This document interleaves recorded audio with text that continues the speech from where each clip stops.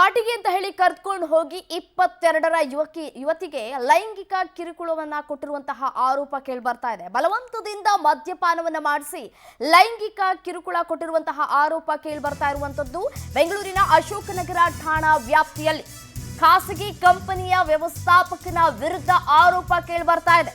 Brigade ರಸ್ತೆಯ ಪಬ್ಗೆ ಕರೆದೊಯ್ದಿದ್ರು ಹೇಮಂತ್ ಬಲವಂತವಾಗಿ ಮದ್ಯಪಾನವನ್ನ ಮಾಡಿಸಿದ್ದಾರೆ. ಮದ್ಯಪಾನವನ್ನ ಮಾಡಿಸಿದ್ದು ಅಲ್ಲದೆ ಅಸಭ್ಯವಾಗಿ ವರ್ತನೆ ಮಾಡಿರುವಂತಹ ಆರೋಪ ಕೇಳಿ ಬರ್ತಾ ಇದೆ. ಕಾರಲ್ಲಿ ಸುತ್ತಾಡಿಸಿ ಮಧ್ಯರಾತ್ರಿ ಬಿಟ್ಟು ಹೋಗಿದ್ದಾರೆ ಅಂತ ಹೇಳಿ ದೂರನ್ನ ಕೂಡ ಕೊಟ್ಟಿದ್ದಾರೆ ಯುವತಿ. ಸದ್ಯ ಯುವತಿಯ ದೂರಿನ ಅನ್ವಯ 3 ವಿರುದ್ಧ ಎಫ್ಐಆರ್ ದಾಖಲಾಗಿದೆ. ಕಂಪನಿ ವ್ಯವಸ್ಥಾಪಕ ಹೇಮಂತ್, ಸಹೋದ್ಯೋಗಿಗಳಾದ ಪುನೀತ್, ಅಜಿತ್ ಎಂಬಾತನ ವಿರುದ್ಧ ಎಫ್ಐಆರ್ ಅನ್ನ ದಾಖಲು ಮಾಡಿದ್ದಾರೆ ಪೊಲೀಸರು.